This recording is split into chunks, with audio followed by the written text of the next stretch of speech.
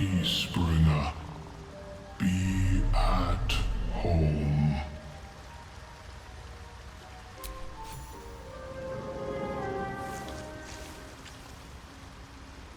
The Drow sought to shatter our circle.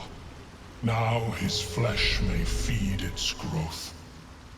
In dealing death, you have brought this circle life, and thus we name you Life Chanter.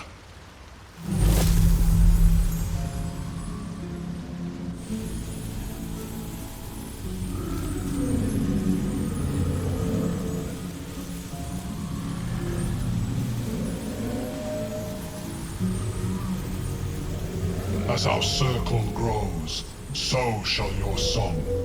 Wherever you go, only listen, and you may hear it.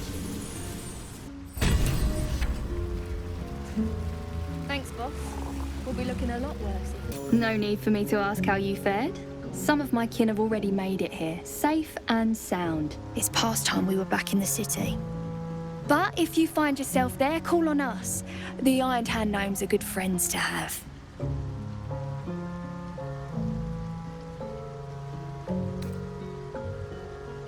Like I say, we Iron Hands make good friends.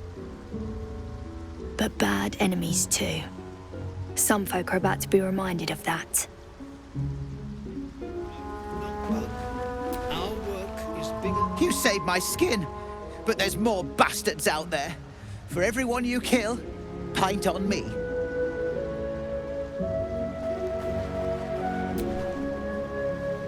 Thanks again for offing that drow. Only made it here because of you. But I can't stop thinking about the rest of us. Stuck in Moonrise with a bunch of sadists. Poor bastards. I don't know half of what they're saying. The Myconids are trying to help, but I keep seeing my friends in Moonrise screaming. Who there, Wanderer? Stay thy course a moment to indulge an old man. May I inquire if, perchance, you retain among your traveling companions a man who adheres to the given name of Gale?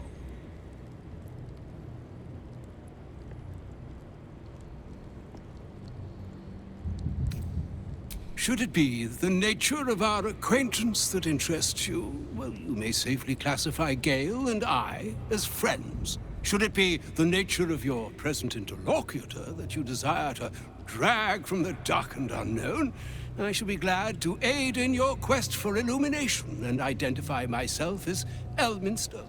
Elminster Ormar. Now, if this answer satisfies you, let us linger no longer in this limbo of indecision, but settle on your knowledge of the individual I seek.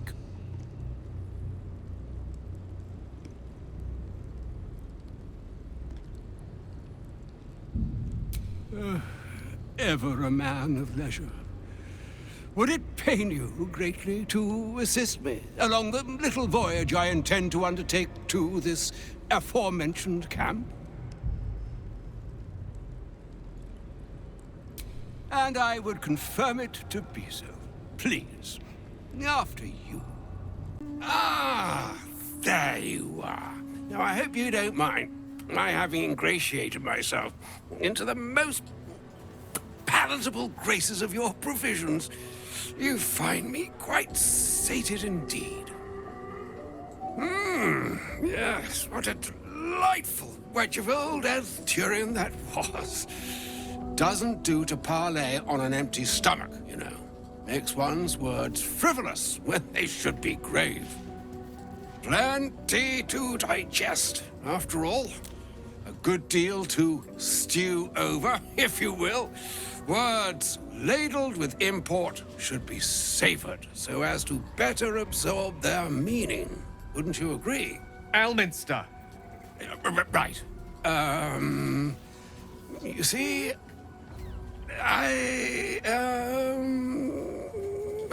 well, that is to say, Gale, my boy, I've come to address a most pressing matter. I'll speak as plainly as I can, forswearing the accustomed frills that decorate my speech. I'm here on behalf of Mystra. The message and the charge I bring you are hers.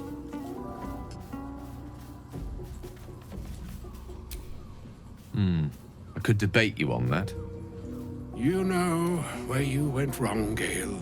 No, we needn't dwell on that here and now. But even so, you're to be given a chance of redemption. Mystra would consider forgiveness. She would consider what she considers to be forgiveness. Mystra is aware of the misadventures that have befallen you both. She knows of your strife with the Absolute, that most insidious of evils.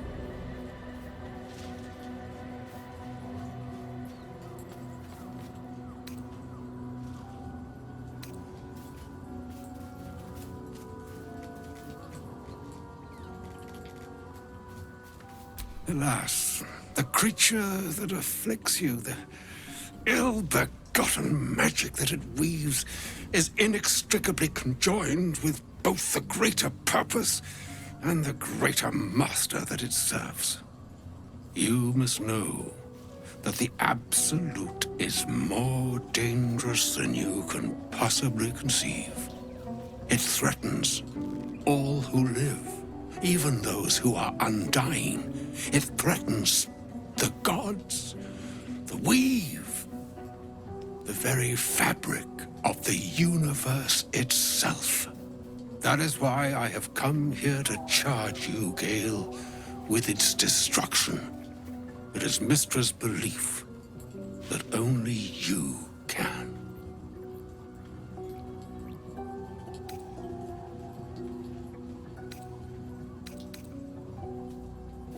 The orb. Precisely.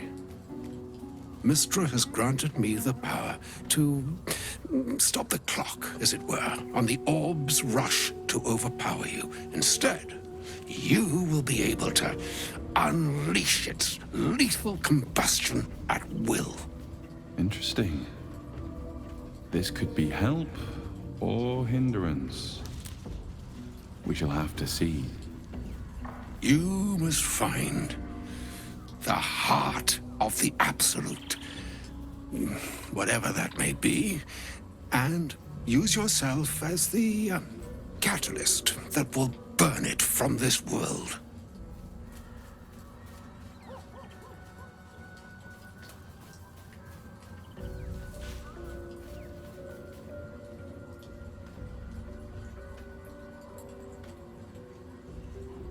He is not. But it seems that Mystra is. It brings me no pleasure saying this, my friend. But such is Mystra's will. Yours must be the sacrifice that will undo the Absolute. And for your sacrifice, you will be redeemed. Such is Mystra's promise. With that, I've said my sorry piece, and need only bestow unto thee the charm I was bid. Meine Hastra Mistraril Idalion Thras Annas Dithra.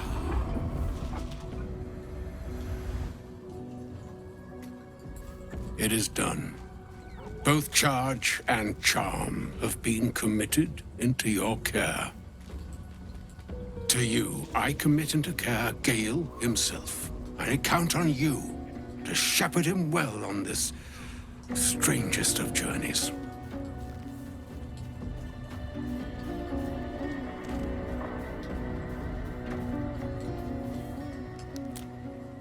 On my honor, I'm not sure yet I can say the same.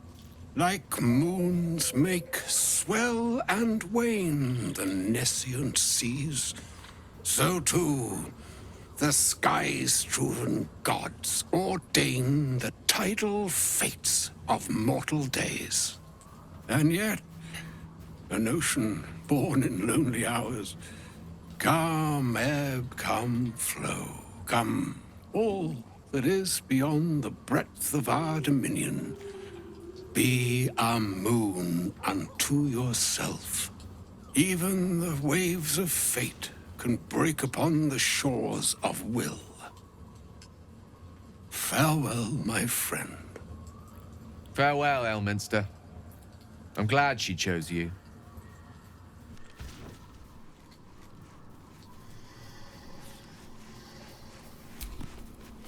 An audience with Elminster is never less than memorable. I'd have hoped to introduce you to him in less dire circumstances. But those are hard to come by these days.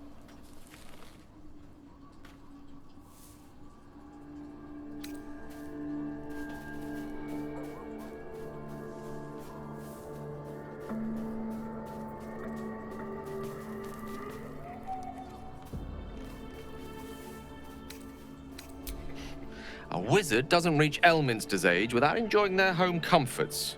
Those who seek danger over cheese don't tend to live as long. For Mystra to have sent him, the severity of her bidding could not be clearer, or weigh more heavily on me. Time seems so infinite when you're young. A month is an age.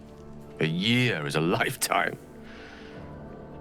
It is a strange feeling to realize how little of it one might have left.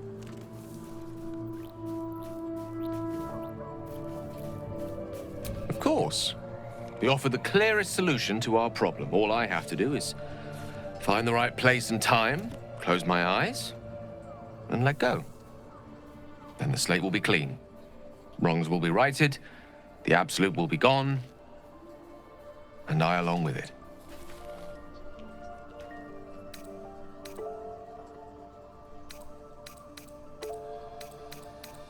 Possibly the most spectacular one ever conceived. But essentially, yes, I'm living on borrowed time in more ways than one. Perhaps this is how it must be. That remains ahead of us for now. The heart of the Absolute must be discovered before I can stop its beating.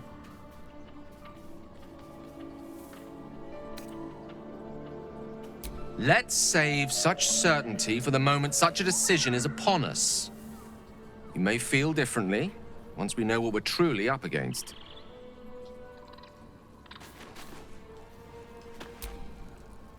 I can't believe Mistress demanding Gale sacrifice himself to destroy the Absolute. It's just a waste of a perfectly good cult that we could be controlling. And a waste of a perfectly good Gale, I suppose.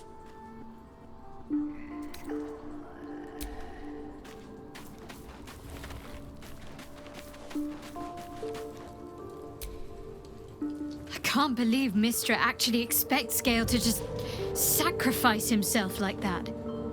Seems like a waste of a fine mind.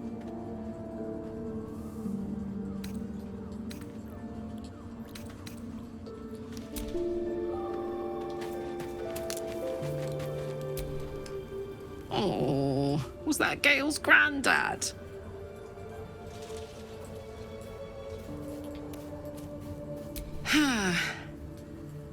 It doesn't ring a bell. But all right. Must have had something important to say to Gale if he came all this way. Good news, I hope.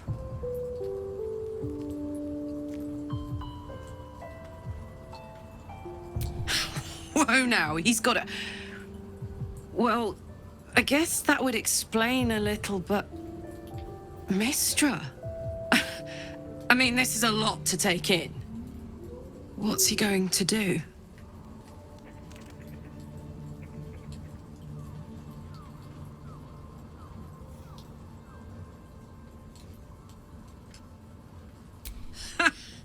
Fuck me.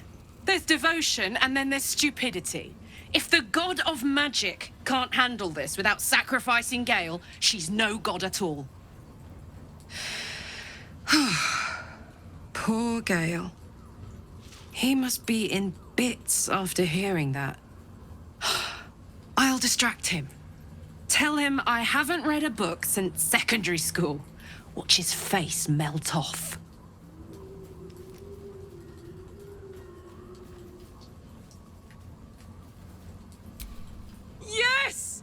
need to go find Dammon. I'm going to get a hug soon.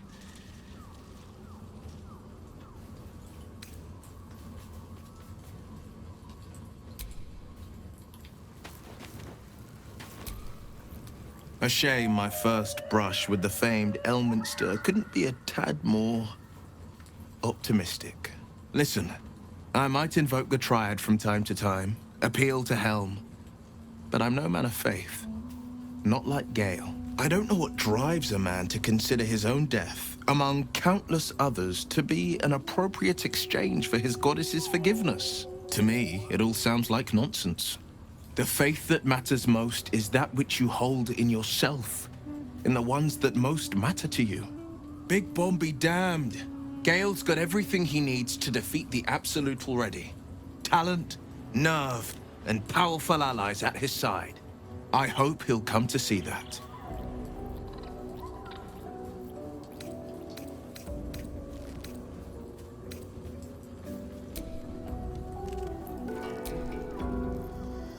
The Shadow Curse is upon us.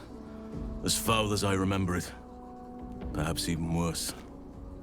But with the Oak Father's blessing, we may soon see it banished from these lands.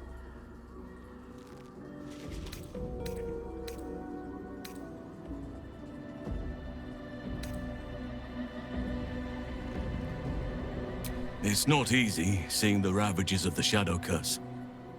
But your camp is a most welcome solace. You've shared your fire with me, your company. A small pocket of light against the darkness. But one I couldn't do without. Thank you.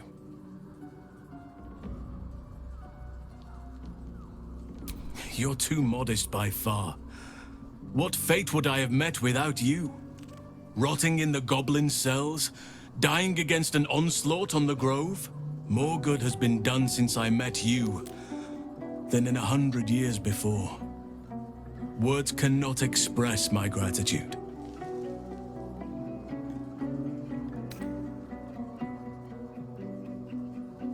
Yes, I think you do. Forgive me. Sometimes I forget myself, gazing on the beauty of nature's creations.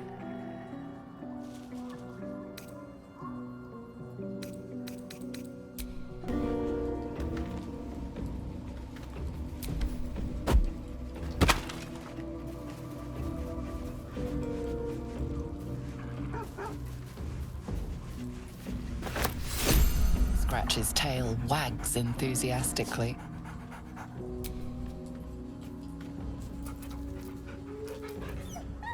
Scratch's tongue lolls out happily, his tail wagging even faster.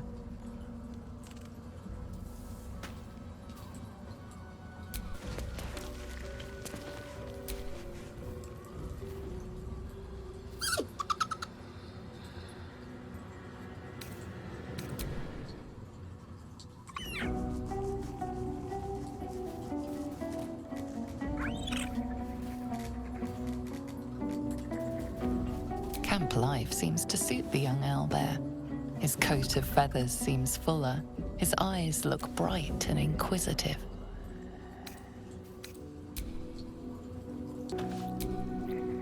Elminster.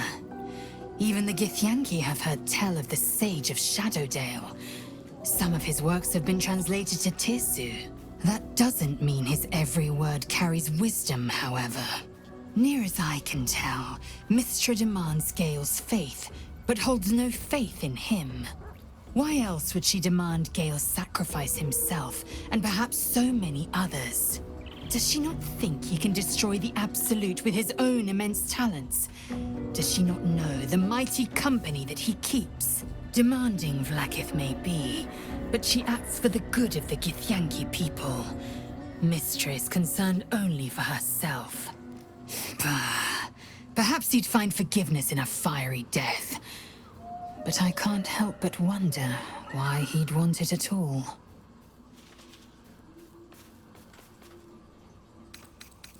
An object catches your eye. A lantern, it seems. Though no light flickers within. The moon lantern. Not as theatrical as I expected. A thick layer of dust coats the bottom of the lantern. Damn. Too broken to help us through the shadows.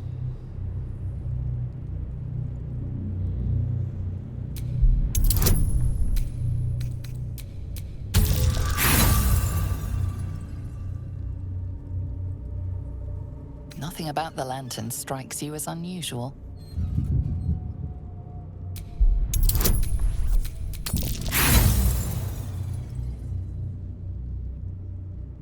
To all appearances, the dust seems quite ordinary.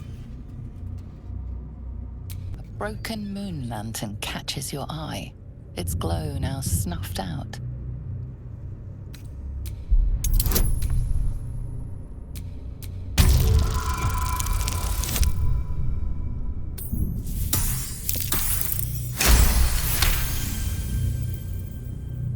This is pixie dust, used to illuminate a lamp, or left behind after a pixie's death.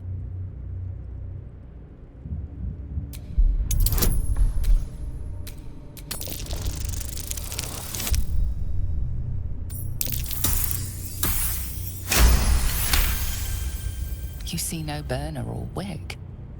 It was not fuel that lit this lamp, but magic.